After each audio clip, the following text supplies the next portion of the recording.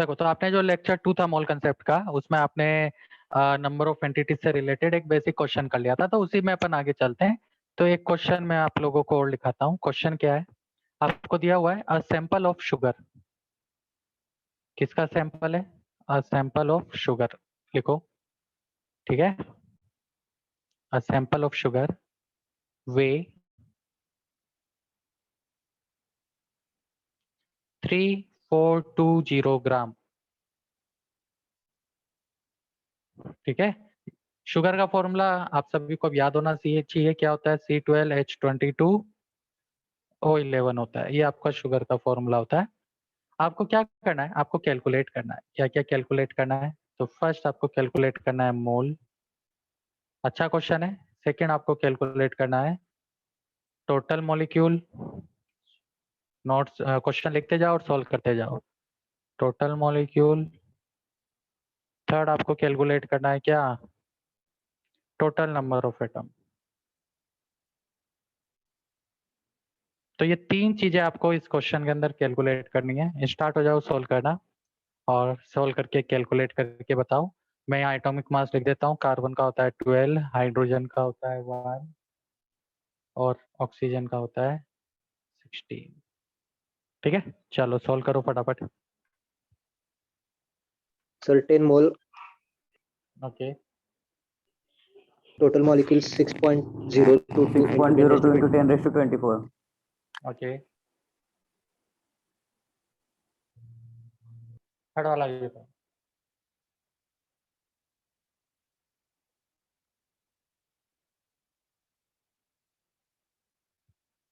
चलो बाकी बच्चे जल्दी सॉल्व करो, जब तक मैं मॉलिक्यूलर मास कैलकुलेट करता हूँ C12H22O11 का, तब तक आप लोगों ने कर लिया होगा।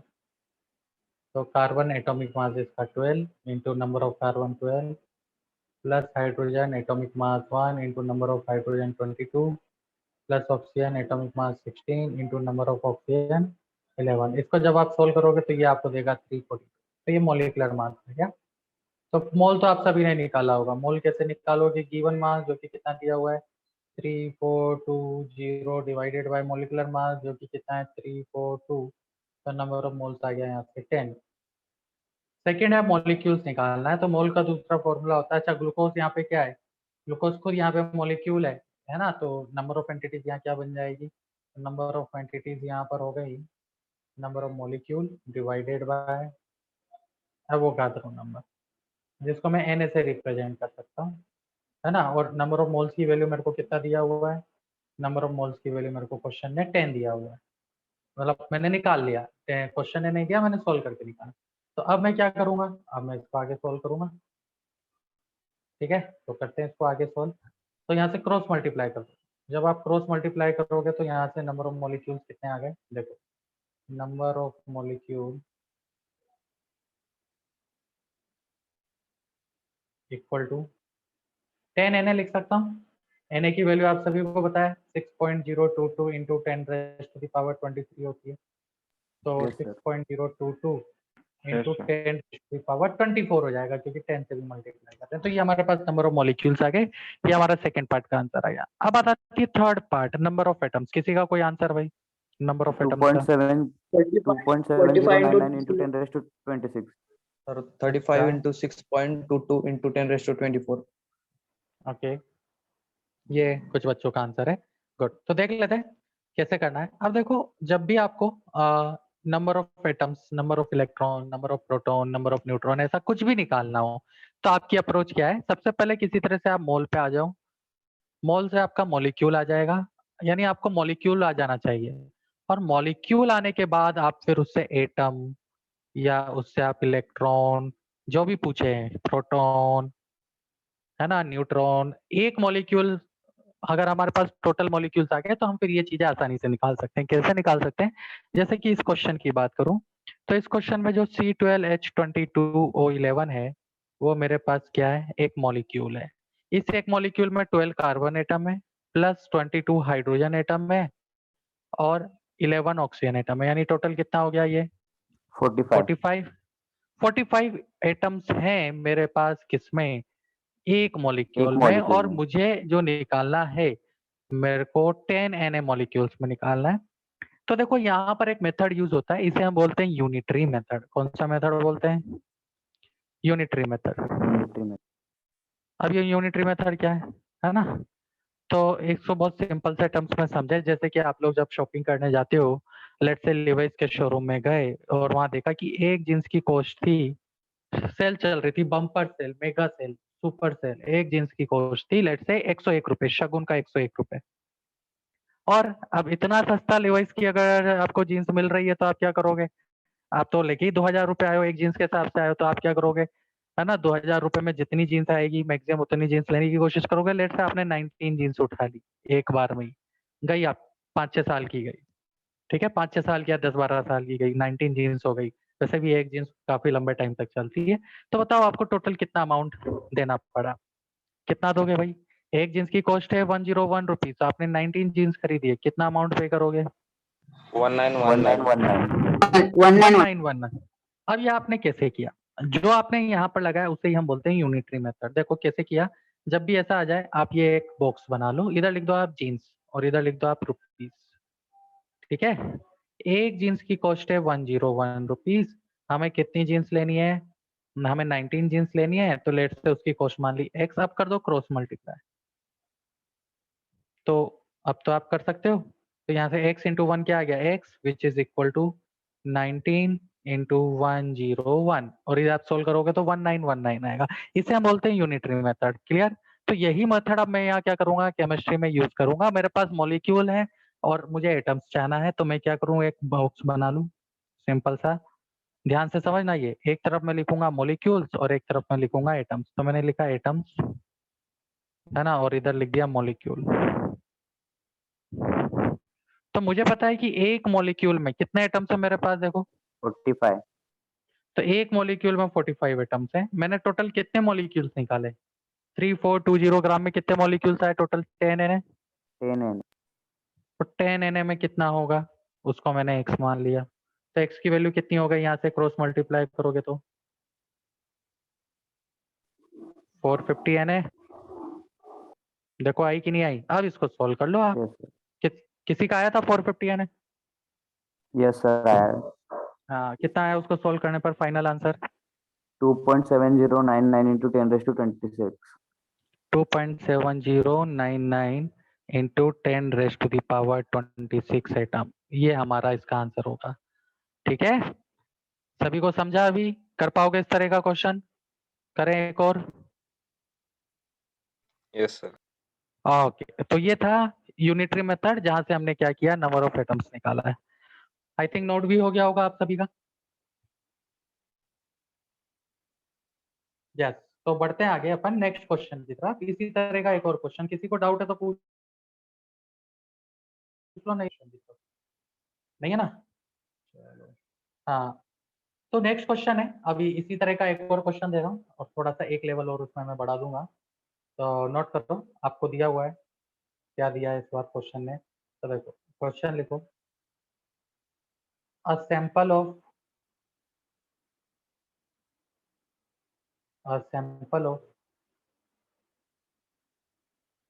Phosphoric acid. क्या होता है फास्फोरिक एसिड का formula? H3PO4. Very good. A sample of phosphoric acid वे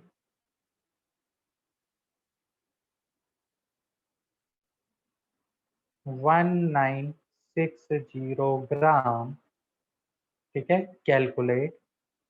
अब आपको क्या क्या कैलकुलेट करना है?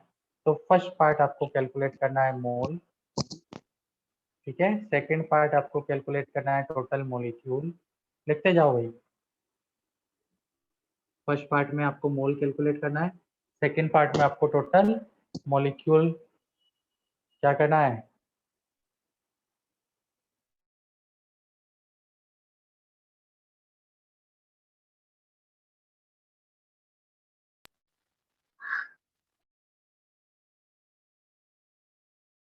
टोटल मॉलिक्यूल कैलकुलेट करना है। करो टोटल मॉलिक्यूल। आवाज तो क्लियर है सभी को? सर 20 मोल 12.44 into 12.044 करते जाओ एक साथ, चारों पार्ट का आंसर एक साथ डिस्कस करेंगे। करते जाओ। मोल, टोटल मॉलिक्यूल, थर्ड पार्ट में आपको कैलकुलेट करना है total atom and fourth part में आपको कैलकुलेट करना है टोटल इलेक्ट्रॉन।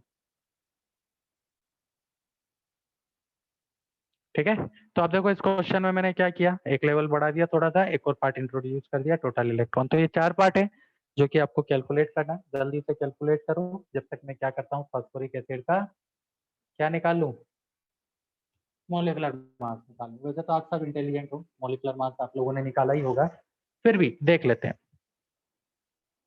चलो करो, सॉल्व करो जल्दी।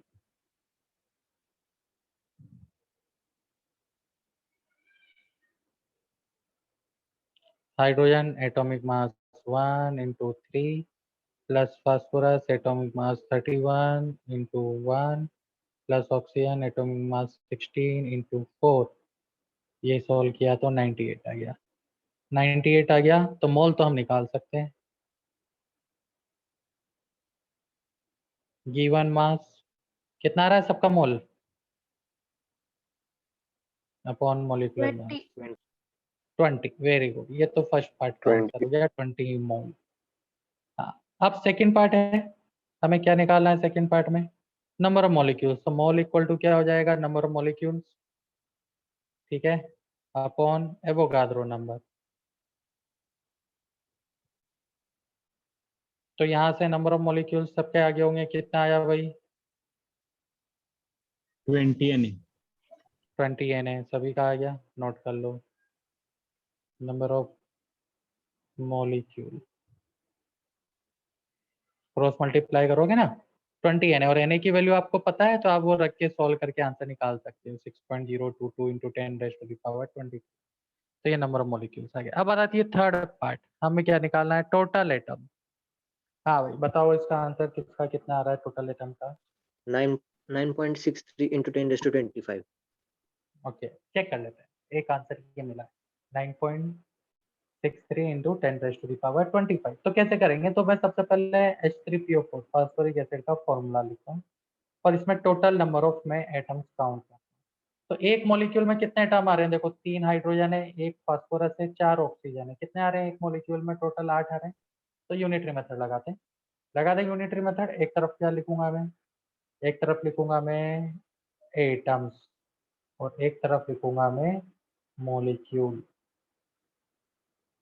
एक मॉलिक्यूल में कितने एटम है भाई, जल्दी देखो, 8 8 एटम आ रहे हैं। हाँ है ना, हमारे पास टोटल कितने मॉलिक्यूल्स आए, तो हमारे पास टोटल 20 Na मॉलिक्यूल्स आए, और 20 Na में कितने होंगे, मान लेते हैं x कर दो क्रॉस मल्टीप्लाई। क्रॉस मल्टीप्लाई करके जब सोल्व करोगे तो सोल्व करने पर देखो यहाँ से क्या आया, यहाँ से आया x equal to 8 into 20 Na आया ना। इसका मतलब हमारे पास जो नंबर ऑफ एटम्स आ गए, x यहाँ पे क्या है, नंबर ऑफ एटम्स ही है, x number of atoms equal to 160 Na, और Na की वैल्यू आपको पता है 6 into 10⁻23। तो ये हो जाएगा 96। मैं 6.023 को मैं राउंड ऑफ करके 6 ले रहा हूँ, तो इससे उसकी वैल्यू रखो और सॉल्व करो तो ये हो जाएगा 96 into 10⁻24 एटम्स। ये हमारा आंसर है। करेक्ट हुआ भाई ज्यादातर बच्चों का, किस किस का करेक्ट हुआ, Yes, sir. Yes, sir. Yes, sir. Very good. Yes, sir. Exact value हाँ Yes, sir. 192.684। समर्थ गड़बड़ किया है, देखो कहाँ गलती करी। अच्छा अब इसमें क्लियर है समर्थ, यस सर। हाँ गलती कहाँ करी, सर वो 6.022 की जगह 12.044 लिया। अच्छा 20 अलग से लिया और 12.044 अलग से लिया आपने, यहाँ गड़बड़ कर दी। ठीक है, तो ये हमारा क्या हो गया, ये हमारा आंसर हो गया टोटल नंबर ऑफ एटम्स का। अब बचता है फोर्थ पार्ट, बताओ भाई फोर्थ पार्ट का किसी का आंसर आया टोटल इलेक्ट्रॉन, देखो जल्दी Sir, देखो। 5.78112 into 10⁻27. ओके एक आंसर ये है, मैं यहाँ लिख लेता हूँ 5.7, पूरा बोलो दोबारा, 5.78112 into 10⁻27. 10⁻27। ठीक है, एक आंसर ये आ रहा है मेरे पास टोटल इलेक्ट्रॉन का। और किसी का कुछ आंसर है तो बोल दो, नहीं तो अपन बढ़ेंगे आगे। दीपक देखो है क्या, नहीं है? चलो देख लेते हैं। अब देखो टोटल इलेक्ट्रॉन जब आपको निकालना है तो आप कैसे सॉल्व करोगे? तो आप, मैंने आपको क्या बताया, आप मोल मोल से मॉलिक्यूल आ जाओ, मॉलिक्यूल आने के बाद आप इलेक्ट्रॉन प्रोटॉन न्यूट्रॉन सब निकाल सकते हो। तो फास्फोरिक एसिड की बात करें तो ये रहा देखो H3PO4। हमारे पास टोटल मॉलिक्यूल कितने हैं इसके? 20 Na है ना, 20 Na टोटल मॉलिक्यूल है। अगर मुझे एक मॉलिक्यूल में इलेक्ट्रॉन मिल गया तो फिर तो मैं यूनिटरी मेथड लगा सकता हूँ। तो कैसे लगाएंगे यूनिटरी मेथड? ठीक है, तो देखो हाइड्रोजन, हाइड्रोजन का एटॉमिक नंबर होता है 1 और उसमें जितना एटॉमिक नंबर उतने इलेक्ट्रॉन, तो 1 और कितने हाइड्रोजन है यहाँ पे 3, तो 1 × 3 प्लस फास्फोरस, फास्फोरस का एटॉमिक नंबर होता है 15, तो जितना एटॉमिक नंबर उतने उसमें इलेक्ट्रॉन क्योंकि न्यूट्रल एटम है, into number of phosphorus atom 1 plus oxygen, oxygen का एटॉमिक नंबर होता है 8 into number of oxygen atom यहाँ पे कितना है 4, तो टोटल इलेक्ट्रॉन कितने आए इसमें देखो 3 + 15 18 18 + 32 ये आ रहा है 50 इलेक्ट्रॉन आ रहा है ना भाई। ये जो 50 इलेक्ट्रॉन आया ये किस में आया? ये एक मॉलिक्यूल में आया। अब मैं क्या करूंगा, मैं यूनिटरी मेथड लगाऊंगा और जो मेरे पास टोटल मॉलिक्यूल्स है उसमें इलेक्ट्रॉन निकाल लूंगा। तो कैसे निकाला देखो, मैंने इधर लिखा है मॉलिक्यूल और यहाँ लिख दिया इलेक्ट्रॉन। एक मॉलिक्यूल में कितने इलेक्ट्रॉन है? 50 50। तो हमारे पास टोटल कितने हैं भाई मॉलिक्यूल्स हैं? 20 Na है, तो 20 Na में कितने होंगे? मान लेते हैं, कर दो क्रॉस मल्टीप्लाई। ठीक है, क्रॉस मल्टीप्लाई करोगे तो कितना आ गया? ये आ गया x की वैल्यू यहाँ से 50 × 20 Na, यानी कितना हो गया? ये हो गया आपका कितना? 1000। यहाँ लिख दें तो x = 1000 Na। इसको जब हम सिंप्लीफाई करेंगे तो ये आ जाएगी वैल्यू x = 6.023 × 10⁻26। 26. तो ये इसका करेक्ट आंसर आएगा। इतने इलेक्ट्रॉन आएंगे भाई। कहाँ गलती करी अपन ने? जिसका आंसर था 5.781। सर नंबर ऑफ एटम से मल्टीप्लाई किया। Very good. Number of atom का तो कोई रोल ही नहीं है। ठीक है, नंबर ऑफ एटम का क्या काम है यहाँ पे? मैंने आपको क्या बताया, आप मॉलिक्यूल्स में जाओ। अप्रोच क्लियर है? दोबारा देख लेना, जब भी इस तरह के क्वेश्चन आए तो आपकी अप्रोच क्या? मोल, मोल से आपका मॉलिक्यूल, मतलब आपको मॉलिक्यूल तक पहुंचना है किसी भी तरह से। मॉलिक्यूल पहुंच गया, एक मॉलिक्यूल में निकाल लो कितने, जो भी पूछ रहा है वो। अगर एटम पूछ रहा है तो एक मॉलिक्यूल में एटम निकाल लो, है ना। इलेक्ट्रॉन पूछ रहा है तो एक मॉलिक्यूल में इलेक्ट्रॉन निकाल लो। प्रोटॉन पूछ रहा है तो एक मॉलिक्यूल में प्रोटॉन निकाल लो। ऐसे जो भी पूछ रहा है, न्यूट्रॉन पूछ रहा है तो एक मॉलिक्यूल में, और उसके बाद लगा दो यूनिटरी मेथड। तो इस तरह से हम इसको सॉल्व करेंगे और ये हमारा इसके 4th पार्ट का आंसर है। एक और क्वेश्चन करेंगे, यहाँ तक नोट कर लो।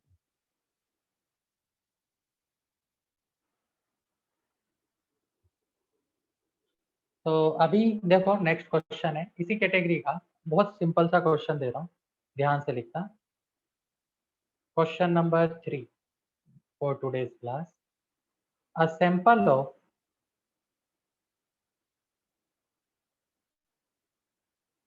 unknown gas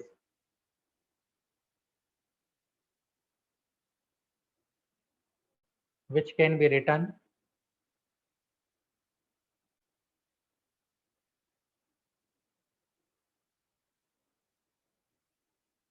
in the form of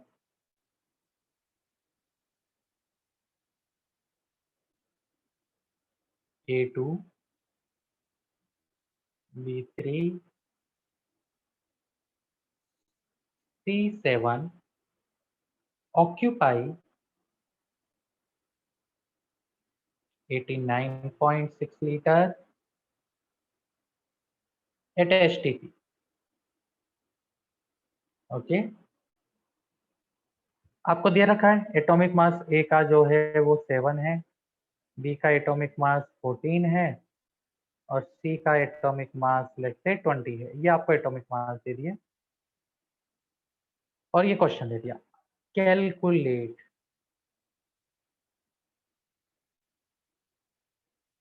first part, given mass of sample in gram, या यूं लिख दो मास ऑफ गिवन गैस, जो भी ये गैस दी हुई है इसका मास। तो देखो question first, mass of gas in GM, GM मतलब ग्राम।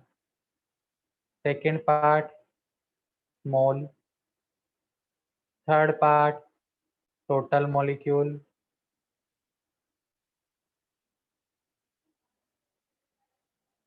Fourth part total electron, fifth part total atom. Sir A is equal to 7, B is equal to 14, C is equal to 20 क्या है? ये इनके एटॉमिक मास दिए हैं, मैं इनके atomic number भी दे रहा हूँ, ठीक है। ये तो एटॉमिक मास है। एटॉमिक नंबर यहाँ लिख लो, ए का एटॉमिक नंबर है 3, बी का एटॉमिक नंबर है 7, सी का एटॉमिक नंबर लेट से 10, ठीक है। अननोन गैस है, ऐसे ही कोई रैंडम हाइपोथेटिकल क्वेश्चन हो गया। अब आपको क्या करना है, सॉल्व करना है, तो करो भाई सॉल्व और बताओ क्या आंसर आता है।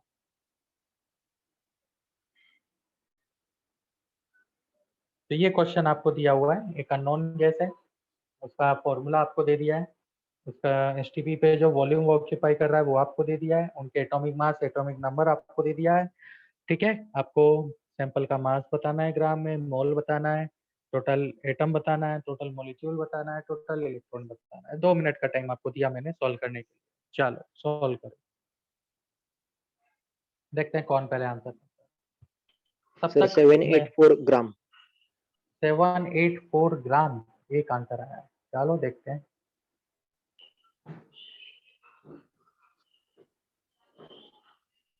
$84 ग्राम। 84 ग्राम एक आंसर आया है। तो सबसे पहले तो मैं यहाँ गैस लिख दूँ, A2 B3 C7, है ना। अब देखो मुझे कितना ग्राम, 784। ठीक है चलो चेक कर लेते हैं, है ना। अभी आप सभी ने ग्राम निकाला है, तो देखो सबसे पहले मेरे को ग्राम निकालने के लिए उसका मोल निकालना पड़ेगा। बिना मोल निकाले मैं सॉल्व नहीं कर सकता। तो मोल क्या हो जाएगा, वॉल्यूम अपॉन 22.4। वॉल्यूम कौन सी यूनिट में लेना है, लीटर में, एचटीपी अपॉन 22.4। तो वॉल्यूम मेरे को कितना दिया हुआ है यहाँ पे क्वेश्चन के अंदर, देखो वॉल्यूम दिया हुआ है आप लोगों को 89.6 लीटर, तो यहाँ रख दो 89.6 लीटर अपॉन 22.4 करेंगे तो ये मेरे कितना आता है 4 आ जाता है, यानी मेरे पास सेकंड पार्ट का आंसर आ गया 4। नंबर ऑफ मोल्स मैंने निकाल ली, ये तो सेकंड पार्ट हो गया। अब फर्स्ट पार्ट क्या है, मुझे गिवन मास निकालना है, तो मोल का फॉर्मूला यूज करो, गिवन मास अपॉन मॉलिक्यूलर मास। ये अपने मोल का 784 ग्राम। फॉर्मूला होता है ना, तो वो अपन देख लेंगे क्या है। तो देखो इधर गिवन मास अपॉन मॉलिक्यूलर मास, तो मुझे मॉलिक्यूलर मास कैलकुलेट करना है बस, बाकी तो फिर मेरा क्वेश्चन सॉल्व हो गया। तो एक का एटॉमिक मास उसने दिया हुआ है 17, कितने ए हैं यहाँ पे 2, प्लस बी का एटॉमिक मास दिया है 14 इंटू नंबर ऑफ बी कितने हो गए यहाँ पे 3, प्लस सी का एटॉमिक मास दिया है 20 इंटू नंबर ऑफ सी हो गए 7। तो इसको मैं सॉल्व करूंगा तो 14 प्लस 42 प्लस 140 कितना 196, ये इसका मॉलिक्यूलर मास है। तो देखो मोल की जगह मैं रखता हूँ, मोल मेरे को कितना है 4 है, तो मोल की जगह मैं रख दूं 4 वैल्यू। तो देखो 4 equal to given mass upon molecular mass से 196 कर दो क्रॉस मल्टीप्लाई, तो यहाँ से गिवन मास मेरे पास कितना आ गया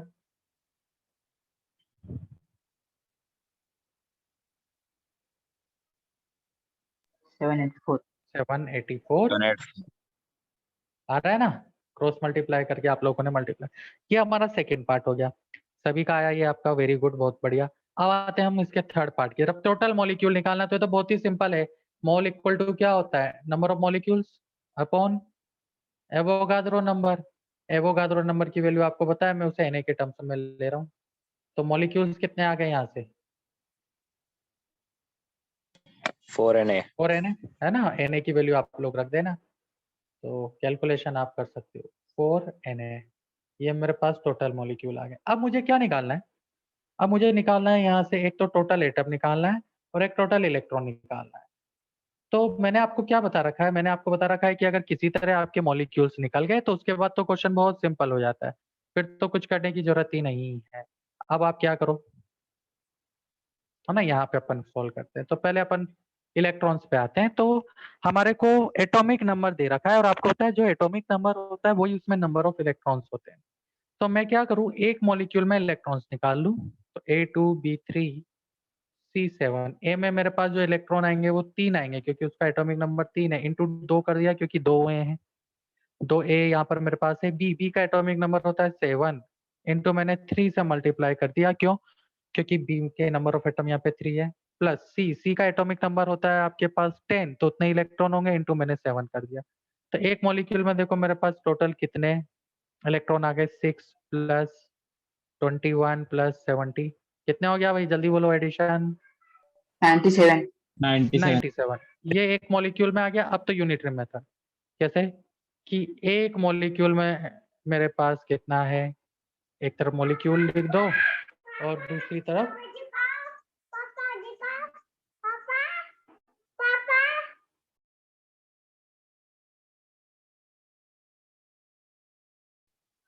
तो देखो अब मेरे को क्या करना है, यूनिटरी मेथड लगाना। तो एक तरफ मैंने मॉलिक्यूल लिख दिया और एक तरफ मैंने इलेक्ट्रॉन लिख दिया। एक मॉलिक्यूल में कितने इलेक्ट्रॉन है, 97। हमारे पास टोटल मॉलिक्यूल कितने आए, तो टोटल मॉलिक्यूल आ गए 4Na।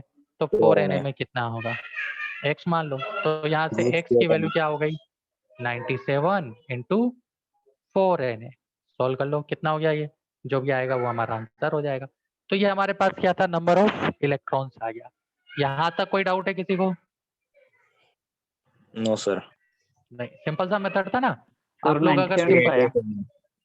97 कैसे आया, 97 देखो यहाँ पे 388 388 आ जाएगा यानी, हाँ वो तो सॉल्व कर लेंगे। तो 388 आ जाएगा। अभी देखो 97 किसे आया, दोबारा देख लेना।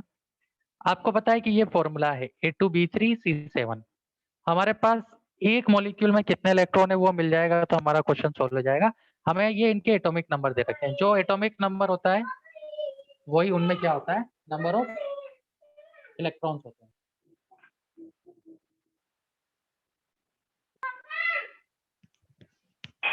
हाँ, तो अब देखो ए का एटॉमिक नंबर 3 है तो इसको 3 को 2 से मल्टीप्लाई कर दिया क्योंकि 2 एटम है। बी का 7 है तो इंटू 3 कर दिया। सी का 10 है तो इंटू 7 कर दिया। अभी क्लियर कैसे है? हाँ सर। ठीक है, अब लास्ट है फिफ्थ पार्ट। तो फिफ्थ पार्ट भी सिंपल है। हमारे को पता है कि A2 B3 C7 टोटल कितने एटम है एक मॉलिक्यूल में, कितने हुए भाई, 2 और 3 5 और 7 12 एटम हुए ना भाई। ए के 2 एटम है, बी के 3 एटम है और सी के 7 एटम है, तो टोटल एटम कितने हुए हैं, 12 हो गए। तो एक मॉलिक्यूल में मेरे पास 12 एटम है और मेरे पास टोटल मॉलिक्यूल कितना है, टोटल मॉलिक्यूल मेरे पास 4Na है। तो 4Na में कितने एटम्स आएंगे टोटल, तो उसको मैंने x मान लिया, कर दो क्रॉस मल्टीप्लाई। तो नंबर ऑफ एटम्स कितने हो गए, 12 इंटू 4Na। इसकी वैल्यू कितनी आएगी, 48Na। ये हमारे पास टोटल नंबर ऑफ एटम्स का आंसर आ गया। बताओ यहाँ तक क्लियर श्रेया, कोई डाउट?